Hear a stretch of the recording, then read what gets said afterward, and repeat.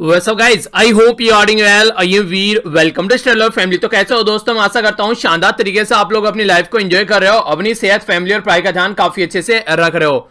बहुत शानदार बात यहाँ पर बोली गई है। अगर आप लोग इसको अंडरस्टैंड करेंगे तो लाइफ में कभी भी आप लोगों को किसी के ऊपर ना तो डिपेंडेंट रहना पड़ेगा और ना ही उस डिपेंडेंसी की वजह से आप लोग अगर थोड़ी बहुत भी है तो परेशान होना पड़ेगा, क्योंकि आप लोग हर टाइम अपनी लाइफ को अपने हिसाब से और अपने कॉन्फिडेंस से और अपने विश्वास के साथ में जी रहे होंगे। यहां पर बोला गया कि अगर कोई चिड़िया जो होती है वो टहनी पर बैठी होती है तो टहनी पर बैठी होती है थोड़े टाइम के लिए, उसके ऊपर डिपेंडेंसी नहीं रहती है। अगर ये टहनी टूटने लगे, अगर ये टहनी यहां से कट जाए, कोई और प्रॉब्लम देखने को मिल जाए, ये टहनी बहुत तेजी से हिलने लगे, कोई भी ऐसी प्रॉब्लम आ जाए, भूकंप आ जाए या फिर कोई बहुत एक तरीके से तेज बारिश आ जाए, तो चिड़िया एकदम उड़ जाएगी। क्यों? क्योंकि इसके पास में पंख है। तो इसका ज्यादा विश्वास अपने पंखों के ऊपर है, ना कि इस टहनी के ऊपर है। तो अगर इंसान इस तरीके से अपनी कैपेबिलिटी के ऊपर ज्यादा विश्वास रखता है ना कि उस चीज के ऊपर जिसके ऊपर उसकी डिपेंडेंसी है, तो इंसान कभी भी कोई भी प्रॉब्लम फेस नहीं करेगा। वो हमेशा क्या रखेगा, उसको ये पता होगा कि कुछ भी प्रॉब्लम क्यों ना होगी, मेरे पंखों में इतनी ताकत है कि मैं अपनी जिंदगी को उड़ाकर ले जाऊंगा या ले जाऊंगी। तो ये तरीका होता है जिंदगी को जीने का।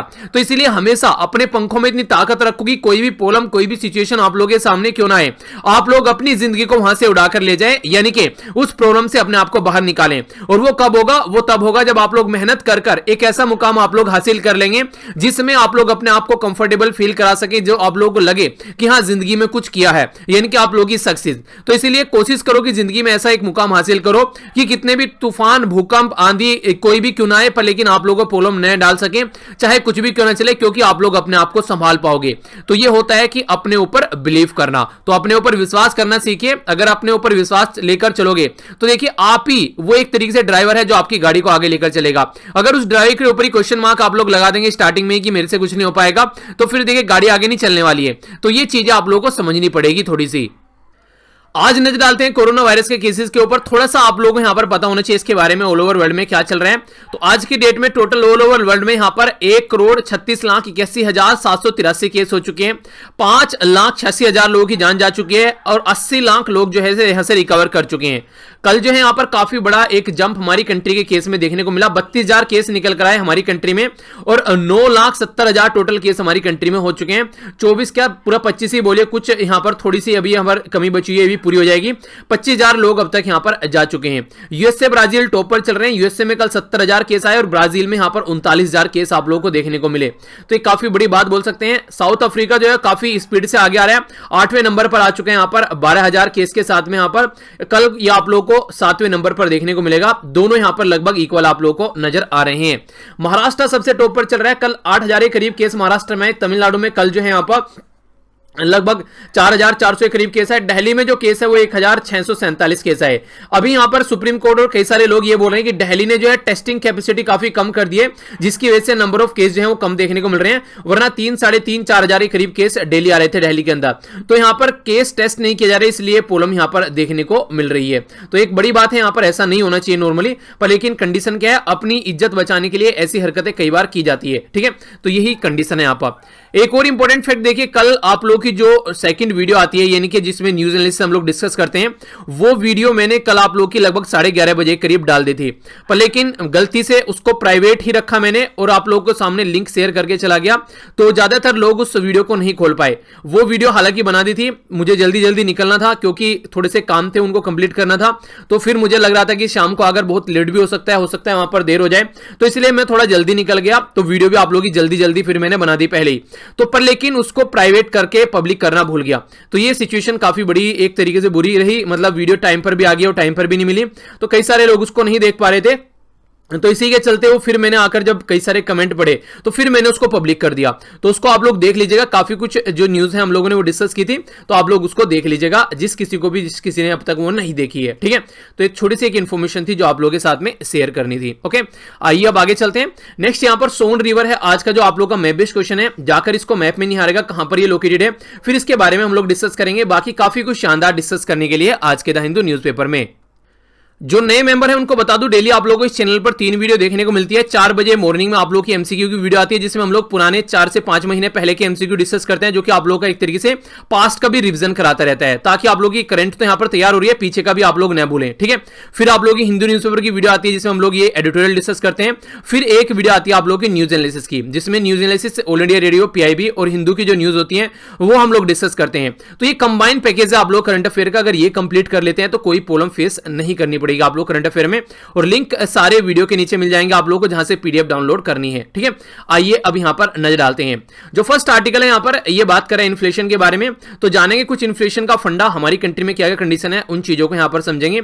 तो एक अच्छा आर्टिकल बनेगा यहां पर। ये यहां पर काफी इंटरेस्टिंग और इंपॉर्टेंट आर्टिकल बोल सकते हैं आप लोग। यहां पर कोविड-19 के चलते क्या सिचुएशन बन रही है और ऑल ओवर वर्ल्ड को कैसे चीजों को लेकर चलना है। यहां पर बोला गया कोविड-19 के जो केस आ रहे हैं उसकी वजह से फ्लैट करना है हम लोगों को कर्व, तो वही सारी बातें बोल रखी हैं जो भी आप लोग जानते हैं। तो इंपॉर्टेंट आर्टिकल यहां पर नहीं है। ये वाला जो यहां पर आर्टिकल है पोलैंड के बारे में बात कर रहे हैं। पोलैंड वैसे तो हमारे लिए कोई इंपॉर्टेंट नहीं है, पर लेकिन आप लोग थोड़ा सा इसको मैप बेस्ड आप लोग देख लीजिए, ताकि अगर क्वेश्चन बने तो कोई कंफ्यूजन आप लोग के माइंड में न देखने को मिले। ये है यहां पर अपनी प्यारी कंट्री। यहां से अगर आप लोग यूरोप के अंदर जाओगे तो यहां पर आप लोगों को पोलैंड देखने को मिलेगा, ठीक है। यहां पर बेलारूस हो गया, यूक्रेन हो गया, इधर आप लोगों को रोमानिया देखने को मिल रहे हैं, ये यहां पर ऑस्ट्रिया हो गया, ये जर्मनी हो गया, डेनमार्क हो गया, ठीक है। अच्छा आप लोग यहां पर ये बताइए, ये जो ऊपर वाला सी है, ये मैंने अभी आप लोगों को बताया भी था 1-2 दिन पहले क्वेश्चन वाली वीडियो के अंदर में। आप लोग इस सी का नाम आप लोगों को बताना है, ये सी कौन सा है, ठीक है। तो इस सी का नाम बताएगा, एक मैप बेस्ड क्वेश्चन आप लोग का अलग से हो जाएगा ये। अब थोड़ा सा यहां पर पोलैंड के ऊपर नजर डालते हैं। पास से देखिए जूम कर थोड़ा सा पोलैंड आप लोगों को यहां पर ऐसा देखने को मिला। जो टच करते हैं यहां पर रसिया, लिथुआनिया, रसिया का ये भी पोर्शन है, याद रखिएगा रसिया वहां पर आप लोगों को देखने को मिल रहा है। छोटा सा पोर्शन आप लोग यहां पर भी देखने को मिलेगा। बेलारूस, यूक्रेन, स्लोवाकिया है यहां पर, यह है चीज रिपब्लिक, यह है जर्मनी, ठीक है। वॉर्साइस की कैपिटल है यहां पर, ये सी का नाम आप लोग को बताना ही है। ये पोलैंड का फ्लैग हो गया, यूरोपियन कंट्री है। इसी के साथ में पोलिश ज्लोटी, ये इसकी करेंसी आप लोग को देखने को मिलेगी, ठीक है। तो ये है इसके बारे में कुछ इंफॉर्मेशन जो आप लोगों को पता होनी चाहिए। नेक्स्ट साइड में जो आर्टिकल है यहाँ पर इंडिया और यूरोपियन यूनियन के रिलेशन के बारे में बात करा है। इंपॉर्टेंट आर्टिकल है, इसके ऊपर नजर डालेंगे। ये आर्टिकल इंपॉर्टेंट नहीं है, ये आर्टिकल यहाँ पर ये वैसे आप लोगों को थोड़ा समझना पड़ेगा, थोड़ा सा इसको मैं अभी यहीं पर ही आप लोगों को बताऊंगा, आप लोगों को थोड़ा सा जानना पड़ेगा। बेसिकली यहाँ पर इस आर्टिकल में ये बोला गया है कि आप लोग अगर मतलब 2 पर्सन है, ठीक है, पर्सन क्या, एक लड़का है और एक लड़की है, ठीक है। तो मान लीजिए यहां पर लड़का लड़की हो सकता है कि हस्बैंड और वाइफ भी हो, या फिर कोई और भी हो सकते हैं। अगर ये एक दूसरे के साथ में फिजिकल रिलेशन बनाते हैं तो कब इसको रेप बोला जाएगा और कब इसको एक तरीके से दोनों का कंसेंट बोला जाएगा। यहां दोनों जो है फिजिकल रिलेशन बनाना चाहते थे। तो इसमें एक थोड़ी सी थिन लाइन आप लोगों को देखने को मिलेगी, यानी कि हो सकता है कि एक पर्सन यहां पर रजिस्ट कर रहा हो और दूसरा पर्सन यहां पर ये फोर्सफुली यहां पर एक तरीके से फिजिकल रिलेशन बनाने की कोशिश कर रहा हो। तो आज की डेट में अगर आप लोग बात करें, अगर किसी लड़की का रेप होता है तो सबसे बड़ी बात क्या होती है, हमारी एक स्टीरियोटाइप सोसाइटी है, वो लड़की को ही इसकी रेस्पॉन्सिबल ठहराती है। लड़की लेट नाइट पार्टी क्यों कर रही थी, लड़की छोटे कपड़े क्यों पहन रही थी, लड़की बाहर इतनी लेट क्या कर रही थी। यानी कि जैसे निर्भया केस हुआ था 2012 में, उसके बारे में भी आर्टिकल में जिक्र किया गया। आधे से ज्यादा लोगों को तो यह भी बोलना था कि इतनी रात को लड़की बाहर क्यों घूम रही थी। मतलब लड़का घूमता रहे चाहे कुछ भी हो, लड़का चाहे नंगा डांस करता रहे, कोई दिक्कत नहीं है, पर लड़की जो है वो बाहर नहीं घूमनी चाहिए। तो ये जो एक तरीके से ये जो इस तरीके का जो डिफरेंस देखने को मिलता है सोसाइटी में, इवन अगर आप लोग सस्टेनेबल डेवलपमेंट गोल के बारे में बात करेंगे तो वो भी यहां पर बात करता है जेंडर इक्वलिटी के बारे में, पर लेकिन रियलिटी में ये बातें ग्राउंड लेवल पर आप लोगों को नहीं देखने को मिलेगी। किताबों में ये बातें आप लोगों को बड़ी अच्छे से पढ़ाई जाती हैं कि हाँ जेंडर इक्वलिटी होनी चाहिए, ये होना चाहिए, लड़का लड़की को समान मानना चाहिए, पर लेकिन क्या ऐसा होता है? नहीं, ऐसा बिल्कुल नहीं होता है। हमेशा जब भी ऐसी सिचुएशन आप लोगों को देखने को मिलेगी तो आप लोगों के सामने यहां पर प्रॉब्लम निकल कर आएगी।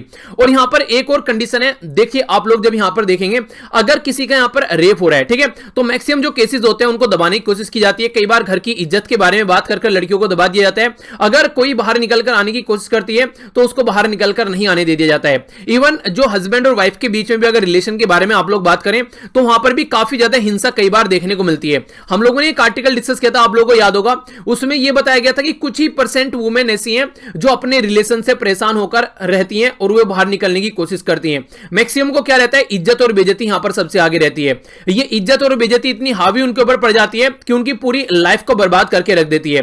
देखिए अगर ए और पर्सन, 2 इंसान है ना, अगर वो एक दूसरे के साथ में रिलेशनशिप में है और वो खुश नहीं है तो मेरे हिसाब से उनको अलग हो जाना चाहिए। ये एक तरीके से घुट घुट कर डेली जीने वाली जो जिंदगी होती है ना, ये उनको जो इज्जत बेइज्जती है ना वो उससे भी ज्यादा बर्बाद करके रख देती है। अगर ट्रस्ट दोनों के बीच में नहीं है अगर दोनों के बीच में लड़ाई हो रही है किसी भी पर्टिकुलर पर्पज को लेकर, और चाहे और भी कुछ क्यों चीज क्यों ना हो चाहे, तो इस तरीके से अगर यहां पर ये चीजें नहीं है, या तो एक कोशिश करो कि एक दूसरे को इतना ज्यादा ट्रस्ट में लाने की कोशिश करो कि एक दूसरे के बीच में ट्रस्ट रहे, सारी चीजें जो है वो नॉर्मल चलती रहे। अगर ऐसा नहीं है तो फिर देखिए एक दूसरे से डिस्टेंस बना लेनी चाहिए, अपनी अपनी जिंदगी को अपने हिसाब से जियो। ये जरूरी थोड़ी ना है कि शादी कर दी तो बिल्कुल उसी पर्सन के साथ में बंध कर रहना है, चाहे जिंदगी कितनी भी बद से बदतर क्यों ना हो जाए।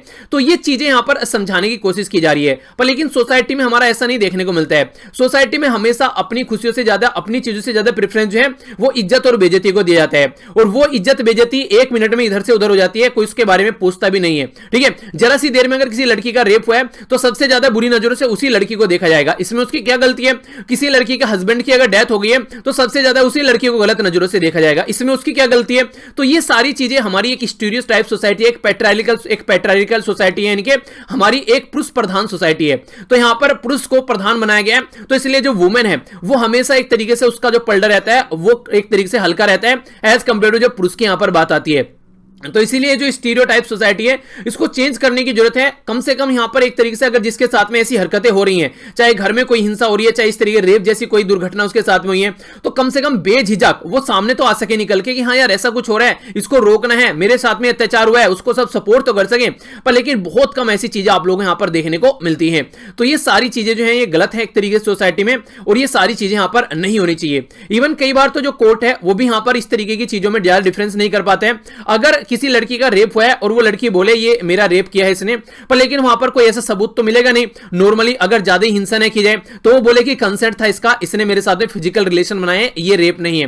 तो यहां पर डिफरेंस करना बड़ा ही मुश्किल हो जाता है कि हाँ रियलिटी में कंसेंट था या फिर इसने पर्टिकुलर पर्सन ने फोर्सफुली यहां पर इसके साथ में फिजिकल रिलेशन बनाए। तो ऐसे टाइम पर भी कई बार ऐसा होता है यहां पर एक जो मुजरिम रहता है उसको बरी कर दिया जाता है, जैसे अभी यहां पर कर्नाटक में देखने को मिला जिसके बारे में बात की जा रही है। तो वहां पर वो लड़की जो है साबित ही नहीं कर पाई यहां पर एक तरीके से, तो वहां पर उस पर्टिकुलर पर्सन को फ्री कर दिया गया। तो हालांकि दूसरा एंगल भी आप लोगों को देखने को मिलेगा, कई बार गलत तरीके से लड़कियां जो रहती हैं कुछ ऐसी भी चीजें आप लोगों को देखने को मिलेगी, वो भी कई बार गलत करती हैं। तो दूसरा एंगल भी आप लोगों को मिस नहीं करना है। ऐसे भी केस कई सारे देखने को मिले पास्ट में कि लड़कियां जो है वो गलत तरीके से, जैसे कि मान लीजिए क्या हुआ, जैसे कि मान लीजिए किसी पर्टिकुलर एक घर में किसी लड़की की शादी हुई है, तो उस पर्टिकुलर घर को बर्बाद करने के पीछे कोई लड़की लग गई। ठीक है, तो वो क्या करेगी, जानबूझकर उस घर के ऊपर मुकदमा चला देती है। बहुत सारे पास्ट में ऐसे भी केस देखने को मिले कुछ प्रतिशत, जिसमें लड़की जो है वो बदला लेने के लिए, बिना किसी बात के बर्बाद करने के लिए, डरा के रखने के लिए एक से ऐसे स्टेप उठाती हैं। तो दोनों ही चीजें, पर लेकिन सेकंड वाला एंगल काफी कम है, पहले वाला एंगल काफी ज्यादा है, जिसमें लड़की को ज्यादा एक तरीके से यातनाएं झेलनी पड़ती हैं। तो यही बातें यहां पर बताने की कोशिश की गई कि इन सब चीजों से थोड़ा सा ऊपर उठकर हम लोग को चीजों को देखना चाहिए, और यहां पर तभी चीजें जो हैं वो थोड़ी संभल पाएंगी। ठीक है, तो ये आप लोगों की लाइफ में भी चीजें आप लोगों को आगे देखने को मिलेंगी, अभी नहीं तो जैसे आप लोग आगे लाइफ में बढ़ेंगे तो कोई ना कोई ऐसी दुर्घटना देखने को मिलेगी, तो आप लोग वहां पर क्या डिसीजन लेते हैं, तो ये बहुत बड़ी बात सामने निकल कर आएगी। ठीक है, तो यहां पर आज का कार्टून है इसके बारे में देखेंगे, और यह है डेटा पॉइंट, इसके ऊपर भी हम लोग नजर डालेंगे। जो कार्टून है यहां पर ये रिसेंटली अभी आप लोगों को देखने को मिल रहा है, काफी इंटरेस्टिंग चीजें चल रही हैं, उसके बारे में एक सिचुएशन समझाने की कोशिश की गई है। बोला गया है कि यहां पर एक प्रपोज साइट है जो कि 100 मीटर स्टेचू बनाने की बात की जा रही है श्री मोदी जी की।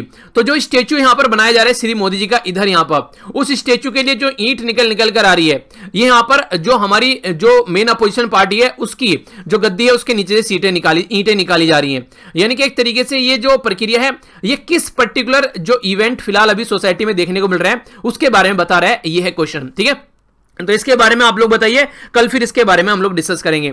कल जो मैंने आप लोगों से डिस्कस किया था वहां पर वो दिखाई रहा था, जो आप लोगों को मैंने दिखाया था कि क्या कंडीशन बनी हुई है, और उसी से मिलता जुलता यहां पर ये भी है। ठीक है, तो वही है कुछ चीजें, तो उसी के बारे में मिलता जुलता है। ठीक है, तो इसके बारे में भी आप लोग आइडिया रखिएगा जरूर। ओके, आइए अब आगे बढ़ता हूं। नेक्स्ट आर्टिकल में घुसने से पहले आप लोगों को थोड़ी सी चीजों को समझनी पड़ेगी। अगर आप लोगों से कोई एशिया के बारे में बात करता है तो उसके बारे में आप लोगों को समझना पड़ेगा। देखिए जो कॉन्टिनेंट है, जैसे यहाँ पर ये एशिया कॉन्टिनेंट हो गया, तो इस एशिया कॉन्टिनेंट के भी अलग अलग पार्ट आप लोगों को समझने पड़ेंगे। ठीक है, जैसे यहाँ पर ये हो गया नॉर्थ अमेरिका कॉन्टिनेंट, ये हो गया साउथ अमेरिका कॉन्टिनेंट, ये हो गया अफ्रीका कॉन्टिनेंट, ये हो गया यूरोप कॉन्टिनेंट।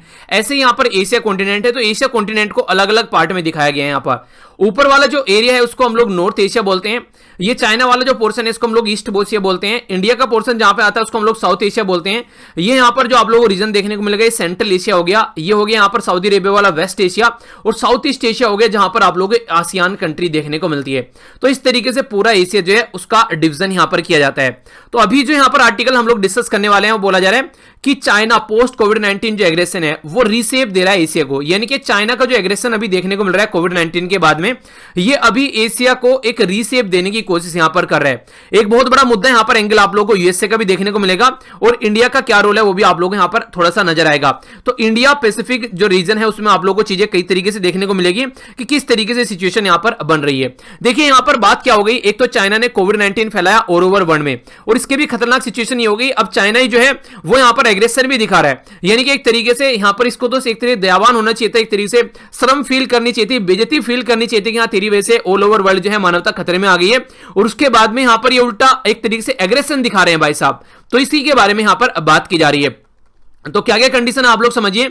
चाइना ने अभी इंडिया के सामने आप लोगों को बताया गालवान वैली में क्या कंडीशन देखने को मिली, हमारे सामने वहां पर काफी बुरा बिहेवियर अभी देखने को मिला। 20 के करीब हमारे जवान जो है वो हमारे बीच में नहीं रहे इस दुर्घटना की वजह से। बीजिंग की साइड से कितने लोगों की जान गई वो हमारे को नहीं पता है, पर लेकिन जो बिहेवियर अभी देखने को मिला ये काफी खतरनाक है। इसी तरीके से इनका स्टैंड ऑफ यहां पर वियतनाम के साथ में, मलेशिया के साथ में, साउथ चाइना सी में आप लोग कंडीशन देखने को मिलेगी। ऑस्ट्रेलिया के साथ में भी अलग अलग एरिया में यहां पर ऐसी चीजें आप लोगों को देखने को मिलेगी। तो ये जो कंडीशन है यहां पर आज की डेट में आप लोग यहां पर समझिए कि साउथ चाइना सी जो है यहां पर वो चाइना ये बोलता है कि कंप्लीट जो एरिया है वो मेरा है, ये वाला एरिया। तो साउथ चाइना सी में यहां पर आप लोगों को मैंने अभी बताया था कुछ दिनों पहले भी 9 डैश लाइन आप लोगों को देखने को मिलती है। ये टोटल मिलाकर 9 डैश है। चाइना बोलता है कि ये जहां जहां तक ये डैश लगे हुए हैं ये 9 डैश, तो ये लाइन मेरी है और यहां पर ये पर्टिकुलर एरिया मेरा हो गया। तो इसमें यहां पर ये किस किस का एरिया यहां पर अपने अंदर ले रहा है, मलेशिया का भी ले रहा है, ठीक है। इसी के साथ में यहां पर ये इंडोनेशिया का भी रीजन आप लोग को अपने अंदर लेता हुआ नजर आएगा। वियतनाम का रीजन आप लोग यहां पर देखिए, ये वियतनाम बोलता है यहां पर ये मेरा एरिया है, ठीक है। तो यहां पर ये पूरा वियतनाम का भी एरिया इसने अपने अंदर ले लिया, यहां पर ये मेरा एरिया हो गया ऐसा बोला जा रहा है। फिलीपीन का एरिया इसके अंदर आ गया, बुर्नोई का एरिया इसके अंदर आ गया। तो इस तरीके से यहां पर इंटरनेशनल जो सी से रिलेटेड यहां पर रूल और रेगुलेशन है यूएन के, उनको मानने से चाइना साफ साफ मना करता है और चाइना बोलता है ये सारा मेरा एरिया है। अभी यूएसए की साइड से बड़ी ही बोल्ड स्टेटमेंट आई, यूएसए ने बोला कि तुम्हारा एरिया नहीं है, हम लोग यहां पर इंटरनेशनल लॉज के हिसाब से चलेंगे और हम लोग वहां पर एंट्री भी करेंगे, तुमको जो मानना है यहां पर मान लो। तो इंटरनेशनल लॉज क्या बोलता है, यहां पर ये बोलता है कि जहां तक तुम्हारी टेरिटरी है वो आप लोग का टेरिटोरियल वाटर है।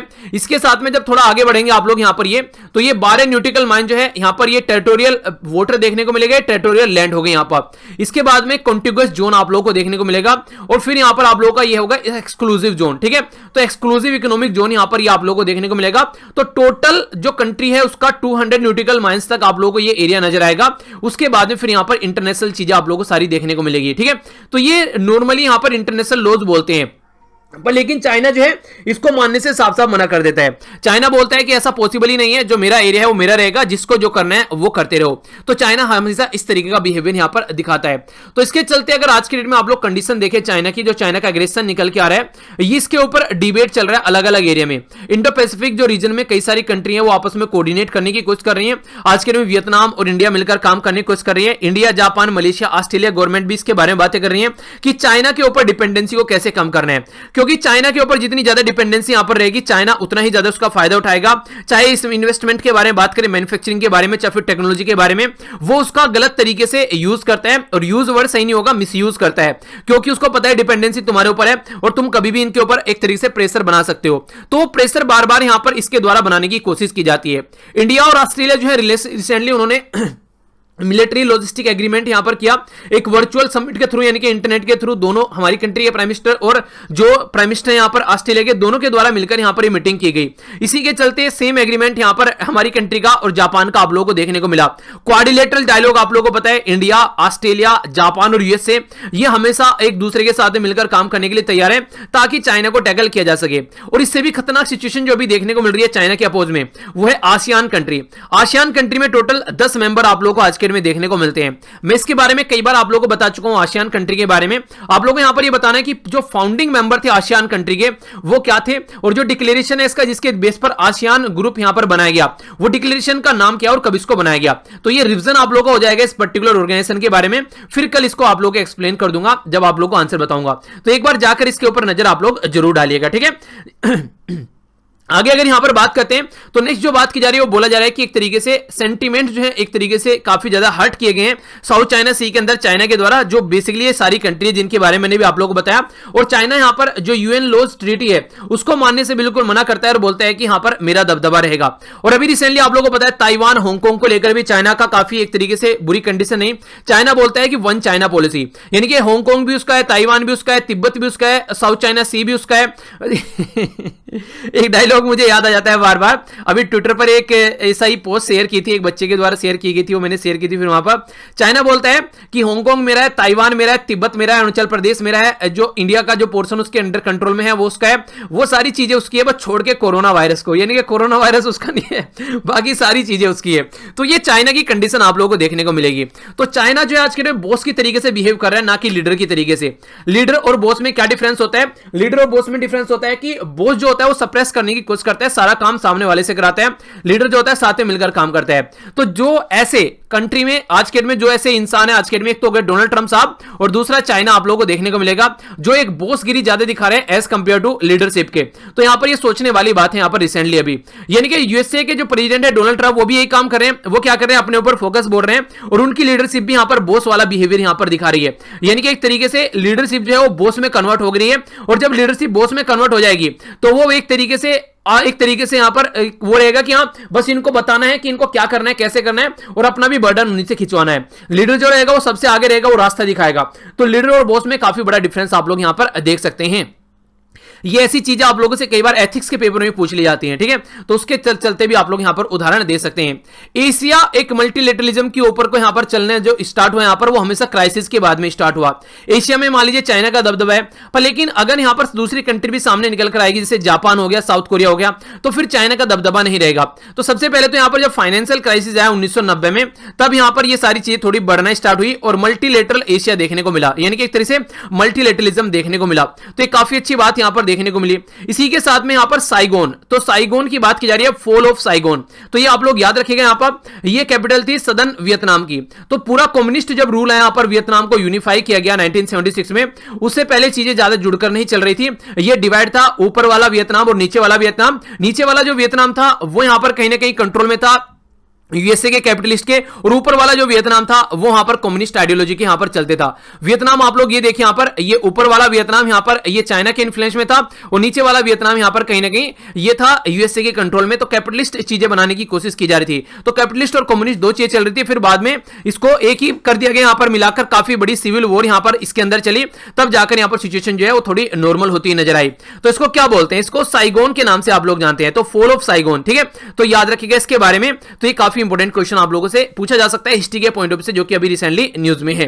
अगर अमेरिका के बारे में बात करें और जियोपॉलिटिक्स के बारे में बात करें, तो यहां पर भी आप लोगों को कोई ज्यादा लंबे समय तक टिकने वाली लीडरशिप नजर नहीं आती है, क्योंकि यूएसए के प्रेसिडेंट जो है वो भी एक लीडरशिप को छोड़कर बॉसगिरी में ज्यादा लगे हैं, जैसी कंडीशन अभी देखने को मिल रही है। वो कहां से पता चलता है? वो पता चलता है जैसी हरकतें इनके द्वारा रिसेंटली अभी की जा रही है, जैसे डब्ल्यूएचओ से अपने हाथ खींच लेना, पेरिस क्लाइमेट एग्रीमेंट से अपने हाथ खींच लेना, ठीक है? इसी के साथ में ईरान न्यूक्लियर डील से अपने हाथ खींच लेना। ये सारी जो हरकतें की जा रही है, मैक्सिको के बॉर्डर पर बोला कि हाँ हम लोग दीवार बनाएंगे।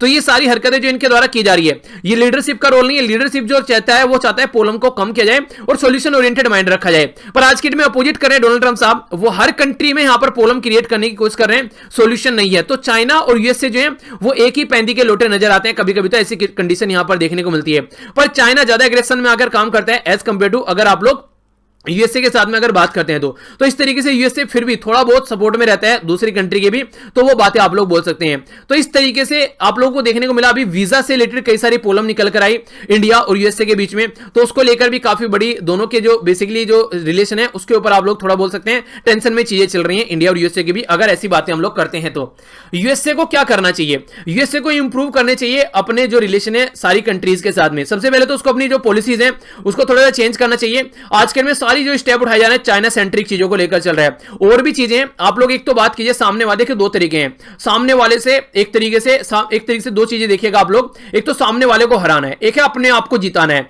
तो दोनों में डिफरेंस है, दोनों में बहुत बड़ा डिफरेंस है। सामने वाले को आप लोग ऐसे भी हरा सकते हो, सामने वाला काम करना बंद कर दे, अपने आप हार जाए और आप लोग अपनी स्पीड से चलते रहें, ठीक है? और अगर आप लोग अपने आप को जिताना चाहते हैं तो आप लोग अपने अंदर मोटिवेशन रखेंगे, अपने आप को इंप्रूव करेंगे, ना कि उसको डिक्रीज करने की कोशिश करेंगे। 3 इडियट मूवी देखी होगी ना, वो क्या करता है जब एग्जाम आता है तो अश्लील मैगजीन यहां पर उनके कमरे में फेंक कर जाता है ताकि उनका माइंड जो है वो एक तरीके से भटक जाए। तो वही कंडीशन आप लोगों को यहां पर देखने को मिलेगी। एक होता है कि आमिर खान वो अपनी ही धुन में अपने ऊपर फोकस करता है, तो इस तरीके से जो यहां पर फर्स्ट आने के 2 तरीके बताए गए, या तो इतना पढ़ो कि किसी कोई आपके सामने ना टिक सके, या फिर दूसरों को पढ़ने ना दो।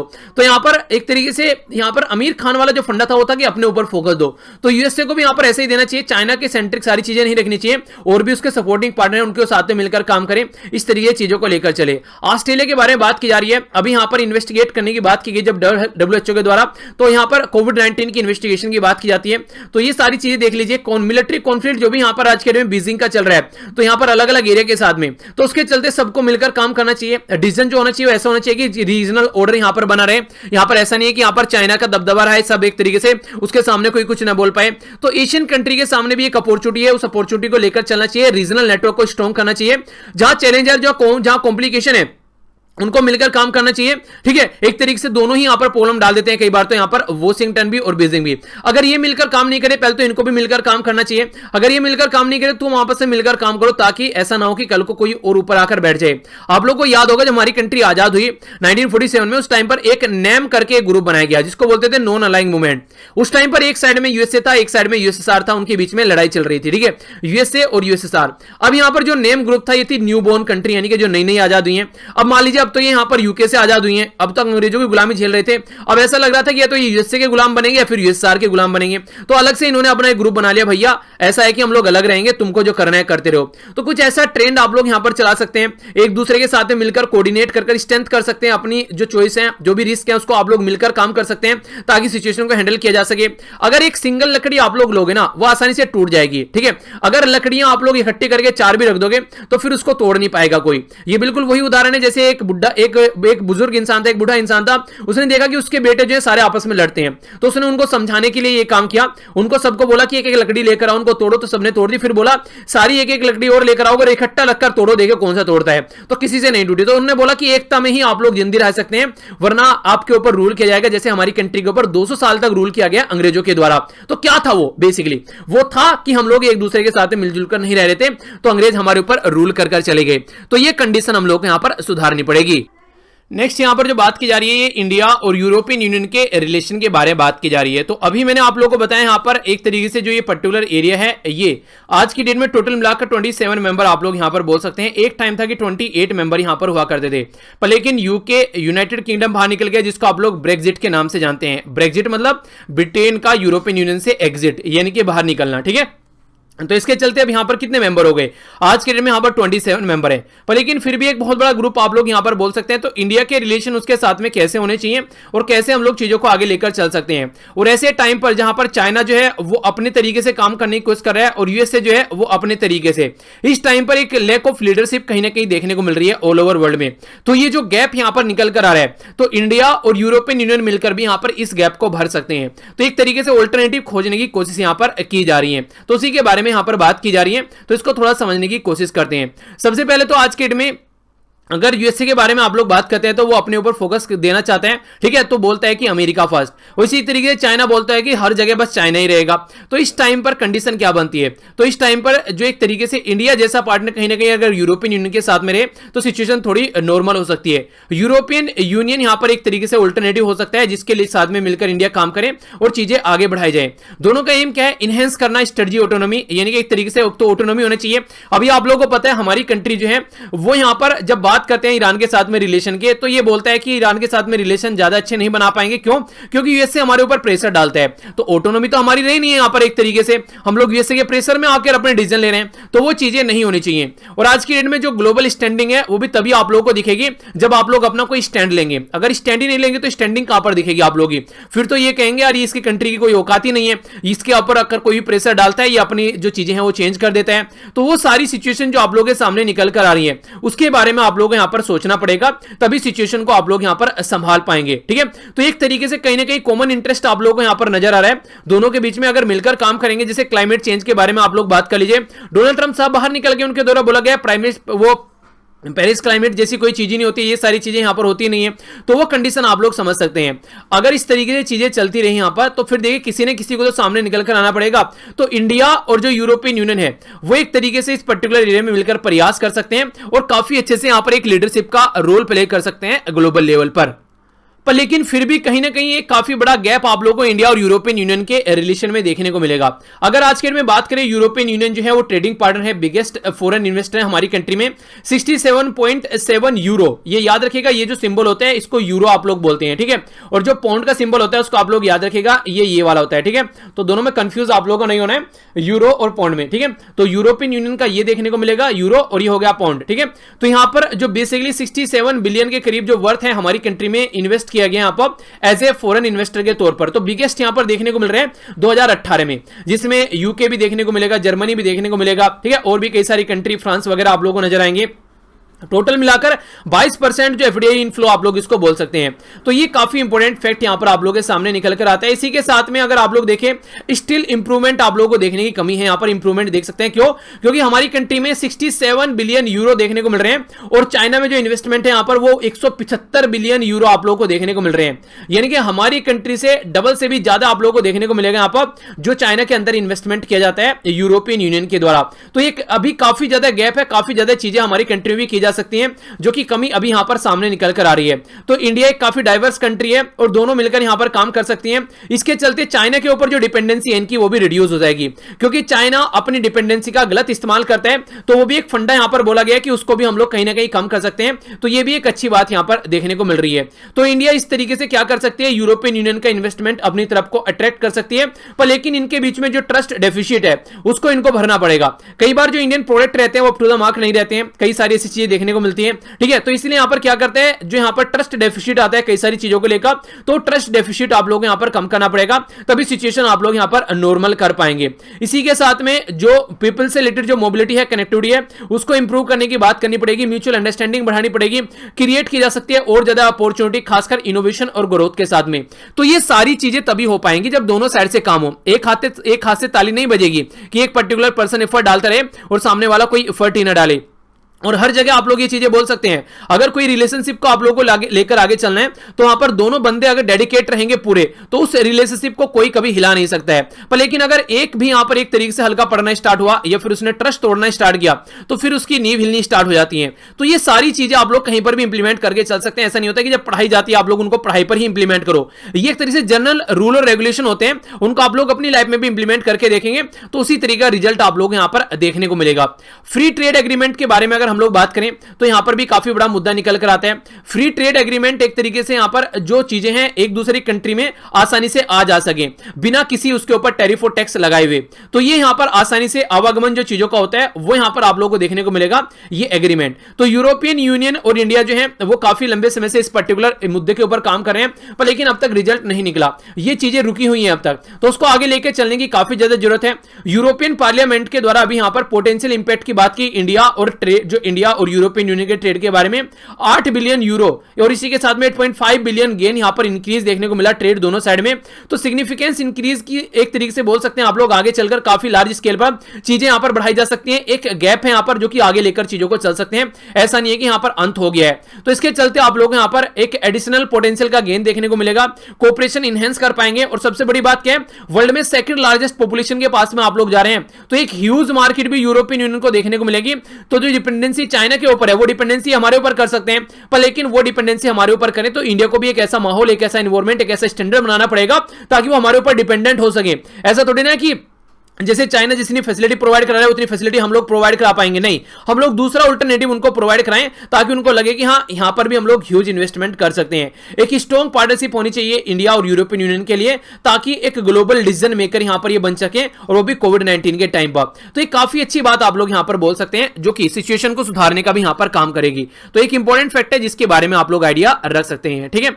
नेक्स्ट जो आर्टिकल है यहां पर ये इन्फ्लेशन के बारे में बात कर रहे हैं। इन्फ्लेशन का मतलब होता है इनडायरेक्ट वे में महंगाई, ठीक है, यानी कि चीजें महंगी हो जाना इन्फ्लेशन हो गया। आप लोग पेन खरीद कर लेकर आए, कल पेन 5 रुपए का था, आज पेन 10 रुपए का हो गया, तो इसका मतलब यहां पर इन्फ्लेशन हो गया, ठीक है, यानी कि महंगाई हो गई उसके चलते। पर लेकिन इन्फ्लेशन जो होता है उसको हम लोग अलग अलग तरीके से काउंट करते हैं, उसके बारे में अभी आप लोगों से पहले बात करूंगा। पहले हम लोग मानते हैं हमारी कंट्री में मॉनेटरी पॉलिसी के बारे में थोड़ा सा। मॉनेटरी पॉलिसी कमेटी हमारी कंट्री बनाई गई जिसको एक टारगेट दे गया कि इन्फ्लेशन को 4 + -2 में रखना है उस लोगों को, यानी कि 4 में +2 करेंगे क्या हो गया 6, 4 में से -2 करेंगे, क्या हो गया 2। तो इसका मतलब ये है कि आप लोगों को जो इन्फ्लेशन है महंगाई है 2 से लेकर 6 के बीच में रखनी है। तो ये टारगेट यहां पर रखा गया इन्फ्लेशन का। पर लेकिन एक्चुअल में क्या हम लोग इसको कंट्रोल कर पा रहे हैं? तो देखिए उस टाइम पर मॉनेटरी पॉलिसी कमेटी को यह भी बोला गया कि इन्फ्लेशन तो आप लोग कंट्रोल कीजिएगा, पर लेकिन ये ऐसा नहीं है कि अगर मान लीजिए मॉनसून काफी गड़बड़ हो गई, इंटरनेशनल लेवल पर कोई फ्लक्चुएशन आ गया, कोई महामारी आ गई कोविड-19 जैसी, उस टाइम पर भी आप लोगों को चीजें लेकर चलनी है। नहीं, उस टाइम पर ये सारी चीजें नहीं हो पाएंगी। और वही कंडीशन अभी देखने को मिल रही है। काफी लंबे समय तक हमारी कंट्री में लॉकडाउन रहा, तो ये पॉसिबल नहीं था कि इन्फ्लेशन को मेंटेन रखा जा सके इस पर्टिकुलर सिचुएशन में। तो इसलिए इन्फ्लेशन जो है वो भी आप लोगों को बढ़ता हुआ यहां पर नजर आ रहा है। मॉनेटरी पॉलिसी कमेटी के बारे में ऑलरेडी आप लोगों से क्वेश्चन भी पूछा जा चुका है, ठीक है। और एक सजेशन मैं आप लोगों को यहां पर दूंगा इन्फ्लेशन के बारे में, कोई भी कंफ्यूजन आप लोगों के माइंड में है, ये वीडियो एक बार देखिएगा। ये वीडियो काफी प्यार से बनाई थी मैंने और बहुत सारे बच्चों के द्वारा अब तक देखी जा चुकी है। कोई भी कंफ्यूजन आप लोगों के मन में है, अगर होलसेल हिचकी आ गई इतना याद मत किया करो, हिचकी आ जाती है कई बार, ठीक है सॉरी। बात की जा रही है यहां पर होलसेल जो प्राइस होता है बेसिकली उसके बारे में। होलसेल प्राइस इंडेक्स इसको बोलते हैं आप लोग, ठीक है। इसको कंज्यूमर प्राइस इंडेक्स बोलते हैं। तो ये कंज्यूमर के एंड पे होता है। मान लीजिए एक खेत है, फार्म है कोई, उसमें से आप लोग यहां पर प्रोडक्ट निकाल के लेकर आए, ठीक है। फिर यहां पर ये होलसेल डिपोट से यहां पर जो शॉपकीपर नहीं होते उन तक यहां पर पहुंच गई है, ठीक है। तो ये एक तरीके से लार्ज जो बेसिकली एक प्रोडक्ट आप लोग बोलते हैं, उस पर यहां पर एक तरह के इकट्ठा यहां पर एक तरीके से जो इन्फ्लेशन होता है उसकी बात आप लोग बोल सकते हैं। रिटेलर जो रहता है यहां पर ये मिडिलमैन हो जाता है, और फिर इसके बाद में जब रिटेलर से कंज्यूमर तक चीजें पहुंचती हैं, फिर यहां पर जो महंगाई होती है उसको यहां पर आप लोग बोलते हैं कंज्यूमर प्राइस इंडेक्स, ठीक है। तो ये वीडियो है, ये आप लोग देखिएगा, बहुत डिटेल में आप लोग इसको समझ पाएंगे। इसका लिंक प्रोवाइड करा दूंगा वीडियो के नीचे और टेलीग्राम पर भी। कभी भी माइंड में कोई कंफ्यूजन आप लोगों को नहीं होने का है। बहुत मेहनत लगी थी जब वीडियो बनाई थी चित्रकारी करने में मुझे, पर मुझे लग रहा था कि एक बार आप लोग देख लोगे तो फिर कंफ्यूजन नहीं रहेगा। तो ये वीडियो आप लोग जरूर देखिएगा, तो इन्फ्लेशन से रिलेटेड सारे कंफ्यूजन आप लोग यहां पर दूर हो जाएंगे। एक तो मन कर रहा था कि इसी वीडियो के अंदर उसको ऐड कर दूं, पर लेकिन फिर मुझे लगा कि अलग से ही आप लोग उसको देख लीजिएगा, क्योंकि कुछ बच्चे ऐसे होंगे जिन्होंने देख रखी होगी तो कोई मतलब नहीं है उसको फिर से उनको दिखाने का, ठीक है। तो जिस किसी ने नहीं देखी है वो देखेगा, इन्फ्लेशन के सारे जो भी चीजें हैं वो आप लोग के चक्षु यहां पर खुल जाएंगे। बेसिकली इन्फ्लेशन होता कब है? देखिए मार्केट में डिमांड हो गई ज्यादा है, ठीक है, सप्लाई आप लोग कर नहीं पा रहे हैं, तो कंडीशन क्या बन गई? कंडीशन सीधी सीधी यहां पर ये बन गई कि जो प्रोडक्ट है ऑलरेडी उनको महंगा यहां पर बेचना पड़ेगा। यानी कि जैसे आप मार्केट में सैनिटरी नैपकिन के बारे में बात करें, या फिर आप लोग बात करें यहां पर जो ये जो मास्क वगैरह लगाए जा रहे हैं, फिलहाल अभी मार्केट में सप्लाई खत्म हो गई, बहुत कम बचे हुए हैं, तो 5 रुपए का जो है वो 500 रुपए का बेचा जा रहा है। तो ये सिचुएशन आप लोगों को यहां पर नजर आती है। तो डिमांड और सप्लाई में मिसमैच होना ये कंडीशन है। और डिमांड अभी सारी लॉकडाउन के चलते सारी डिमांड यहां पर एक तरीके से रुक गई थी कहीं ना कहीं, तो उसके चलते काफी ज्यादा यहां पर इन्फ्लेशन बढ़ता हुआ नजर आया, ठीक है। तो ये मुद्दा था बेसिकली यहां पर, जिसके बारे में आप लोग आइडिया रखेगा। और इसी के साथ में मॉनेटरी पॉलिसी कमेटी जो मैंने अभी आप लोगों को बताई, उसमें टोटल कितने मेंबर होते हैं और कौन उसको यहां पर चेयर करता है वो भी आप लोग बताइएगा। एक और इंपॉर्टेंट फैक्ट, ये कई सारे बच्चे क्या करते हैं, क्वेश्चन का आंसर जो होते हैं वो एक आधा क्वेश्चन का आंसर देते हैं, पूरा नहीं देते हैं। पूरा क्वेश्चन जो भी आप लोगों से पूछता हूं ना, सबके आंसर आप लोगों को देने हैं, ठीक है। तभी तो अच्छा लगेगा मुझे भी, और तभी तो मैं आप लोगों के नाम भी यहां पर बता पाऊंगा। कोई सिंगल बच्चा, कोई एक आधा ऐसा होता है सारे बच्चों में जो एक साथ में सारे आंसर एक जगह इकट्ठे देता है। तो सारे आंसर एक जगह इकट्ठे दिया करो अपने कमेंट में। गुड मॉर्निंग, गुड आफ्टरनून जो है वो आप लोग एक तरीके से अलग कमेंट में लिख लिया करो, पर लेकिन ये सारे कमेंट के जो आंसर होते हैं वो एक ही कमेंट में आप लोग लिखा करो। प्रेजेंट सर जो लिखते हैं उसके नीचे लिख दिया करो, अगर कोई दिक्कत हो रही है तो, ठीक है, उसके नीचे आप लोग लिख दिया करो, ठीक है। कई सारे ऐसे लिखते हैं सर मैंने पहली बार वीडियो देखी, उसके नीचे कई सारे बच्चे नेगेटिव कमेंट करते हैं। अगर कोई ऐसा लिखता है कि फर्स्ट व्यू हो गया, तो आप लोग उससे क्यों थोड़ा सा उसको गलत तरीके से ले रहे हैं? वो उसको लेकर एक्साइटेड है यार, वो उसको लेकर उस तरीके से देख रहा है, ठीक है। कई सारे बच्चे अपना लिखते हैं कि सर रोल नंबर 1 हो गया, रोल नंबर 3, रोल नंबर 7, तो यार वो उनका तरीका है, वो उनको अच्छा लग रहा है, उससे अगर वो मोटिवेट हो रहे हैं तो आप लोगों को उनको पीछे नहीं खींचना चाहिए, उसको सपोर्ट करना चाहिए। तो बिल्कुल ऐसे हो गया आंसर राइटिंग लिखने वाले ग्रुप में एक बच्चे ने आंसर लिखा कि तुम कैसा आंसर लिख रहे हो, तुम तो लिख ही नहीं पाओगे। यार कोई मां के पेट से थोड़े ना सीख के आता है, उसको करने दो काम, जैसा बेचारा वो कर रहा है। अगर सपोर्ट नहीं कर सकते हो तो कम से कम उसकी टांग मत खींचो, ये एक सही इंसान का बिहेवियर नहीं होता है। तो ये चीजें कम से कम आप लोगों को समझनी चाहिए। ये गलत तरीका है जो यहां पर इस तरह का बिहेवियर आप लोग दिखाते हैं कई बार, ठीक है। तो कई सारे बच्चे ऐसे होते हैं, ये सही तरीका नहीं है। थोड़ा सपोर्ट किया करो चीजों को। नया बच्चा हो सकता है उसको नया पता हो इन चीजों के बारे में, ठीक है। तो याद रखना, एक्सिस रेन हमें कंट्री में देख रही है और बम्पर क्रॉप आप लोगों को यहां पर देखने को मिलेगी। यानी कि साउथ वेस्ट जो मानसून है उसके बारे में यहां पर बात की जा रही है। तो खरीफ क्रॉप का जो सीजन है उसके बारे में अगर आप लोग चीजें देखेंगे तो काफी अच्छे से बात की जा रही है यहां पर। एक तरीके से हर एक लेवल पर आप लोग देखिएगा ये किस तरीके से यहां पर जो लेवल है यहां पर दिखाने की कोशिश की जा रही है अलग अलग राज्य के अंदर में। ओवरऑल जो करंट ईयर है स्टोरेज जो नियरली 167 के करीब यहां पर पहुंच गया है लास्ट ईयर के कंपेयर में अगर देखेंगे आप लोग, ठीक है। तो अच्छा है, oil seed, cotton, rice, pulses, ये सारी चीजों के बारे में यहां पर बात की जा रही है। चीजों को कंपेयर किया जा रहा है है और अलग अलग राज्य के बारे में यहां पर दिखाने की कोशिश की जा रही है। मोस्ट ऑफ द राज्यों कितनी रेन यहां पर रिसीव कर रहे हैं उसके बारे में बात की जा रही है। तो सिक्किम में बताया जा रहा है, यूपी में बताया जा रहा है, पंजाब में, यहां पर राजस्थान में तो नेगेटिव देखने को मिल रही है अभी, ठीक है, गुजरात में, महाराष्ट्र में, केरला में, तमिलनाडु में और ये हो गया आंध्र प्रदेश में। तो कहां कहां पर कितनी रेन हो रही है तो उसका एक एनालिसिस यहां पर दिखाया गया है। और देखिए हमारी कंट्री में एक आप लोगों को देखने को मिलेगा, मैक्सिमम लोगों के पास में ट्यूबवेल नजर नहीं आएगी, तो कोई और अगर वहां पर एक तरीके से जो बारिश हो रही है ऐसी सिचुएशन अगर देखने को मिल रही है तो बहुत बड़ा रोल प्ले यहां पर करता है, ठीक है। तो इसके बारे में आप लोग जरूर आइडिया रखिएगा, तो इंपॉर्टेंट है यहां पर ये, इसके बारे में आप लोगों का आइडिया जरूर होना चाहिए। ओके, आइए अब थोड़ा सा नजर डाल लेते हैं जो क्वेश्चन आप लोगों से पूछा गया था। यहां पर घाघरा रिवर के बारे में आप लोगों से पूछा गया था, बोला है कि मेजर लेफ्ट बैंक ट्रिब्यूटरी है यमुना की, ठीक है। दूसरा बोला गया लोअर घाघरा जो है यहां पर, ये यहां पर सरायू रिवर के नाम से भी जानी जाती है, महाभारत में इसके बारे में मेंशन है। कौन सी स्टेटमेंट करेक्ट है? ए में बोला गया वनोली, बी में बोला गया टोली, सी बोला गया बोथ 1 and 2, डी बोला गया नाइदर 1 नो 2। तो कौन सा आंसर यहां पर सही है? तो आंसर सही है वो बताइए, फिर उसके बाद में आंसर देखिए। आंसर सही यहां पर डी, यानी कि कोई सा भी सही नहीं है। रीजन क्या है आइए समझ लेते हैं। घाघरा रिवर जो है ये एक तरीके से ट्रांस बाउंड्री रिवर आप लोगों को देखने को मिलेगी, ठीक है। तिब्बतन प्लेटो से होकर यहां पर ये लेक मानसरोवर से यहां पर आप लोगों को चीजें नजर आएंगी। तो ये हमारी कंट्री में जो रिवर है यहां पर ये, ठीक है, इसके बारे में जो ट्रिब्यूटरी है यहां पर ये आप लोगों को देखने को मिल रही है, ये गंगा की ट्रिब्यूटरी है। यहां पर मैंने आप लोग क्वेश्चन में क्या बोला है यहां पर, ठीक है, क्वेश्चन में यमुना बोला है तो गलत स्टेटमेंट हो गई। इसके बारे में मेंशन रामायण में है ना कि महाभारत में, तो ये भी यहां पर गलत स्टेटमेंट हो गई, ठीक है। तो इस तरीके से क्वेश्चन पूछे जाते हैं। लेंथ इसकी 1080 किलोमीटर के करीब देखने को मिलेगी। बेसिन एरिया जिसमें फैली हुई है तो यहां पर 1,27,000 स्क्वायर किलोमीटर देखने को मिलेगा। हिमालय से सोर्स है यहां पर और जाकर गंगा में गिर जाती है, तो इसलिए इसको गंगा ट्रिब्यूटरी बोला गया है। तो ये देखिए घाघरा रिवर हो गई यहां पर, ठीक है। तो पटना से पहले यहां पर ये सोन रिवर जहां मिलती है उसके थोड़ा सा ऊपर यहां पर घाघरा रिवर मिल जाती है गंगा के अंदर जाकर, ठीक है। तो ये इसके बारे में याद रखिएगा, इंपॉर्टेंट क्वेश्चन आप लोगों से बन सकते हैं। तो ये था टोटल आज का डिस्कशन। आई होप कि आप लोगों ने एंजॉय किया होगा। देखिए कई सारे बच्चे जो होते हैं मेरे साथ में अलग अलग प्लेटफॉर्म पे जुड़े होते हैं, ठीक है। कई सारे बच्चे बोलते हैं कि सर यहां पर हमारा अकाउंट नहीं है। अगर आप लोगों का अकाउंट नहीं है तो टेंशन मत लीजिए, अलग से अकाउंट बनाने की जरूरत नहीं है। ये उनके लिए जो इन चीजों को यूज करना पसंद करते हैं, ठीक है। तो वो आप लोग ज्वाइन हो जाइए, जिनके पास में नहीं है तो उसके लिए आप लोग बस टेलीग्राम एक ज्वाइन कर लीजिए। यहां पर आप लोगों को सारी चीजें मिल जाती हैं बेसिकली जो आप लोगों की रिक्वायरमेंट की है। फिर इसके अलावा जो थोड़ी बहुत चीजें होती हैं वो मैं आप लोगों को यहां पर शेयर करता हूं। तो वो ऐसा है कि उनको आप लोग एक तरीके से एंजॉय कर सकते हैं एक्स्ट्रा चीजों के लिए, ऐसा कोई नहीं है कि जबरदस्ती आप लोगों के साथ में, ठीक है। तो उसके लिए टेंशन मत लिया कीजिए कि छूट गया कुछ, ऐसा कुछ नहीं है। वो सारा न्यूज़पेपर में कवर होता रहता है। बस वो है कि अगर थोड़ा सा एक्स्ट्रा इन्फॉर्मेशन आप लोग लेना चाहते हैं वो तो वही बात होगी कि एक सब्जेक्ट की 2 किताब पढ़ लेना और एक सब्जेक्ट की किताबों को ढंग से पढ़ लेना, तो आप लोग इस तरीके से ले सकते हैं, ठीक है। तो टेंशन लेने की जरूरत नहीं है। अगर आप लोग इंस्टाग्राम पर, ट्विटर पर, फेसबुक पर हैं तो ही कनेक्ट होइए, अगर नहीं है तो अलग से अकाउंट मत बनाइए, ठीक है।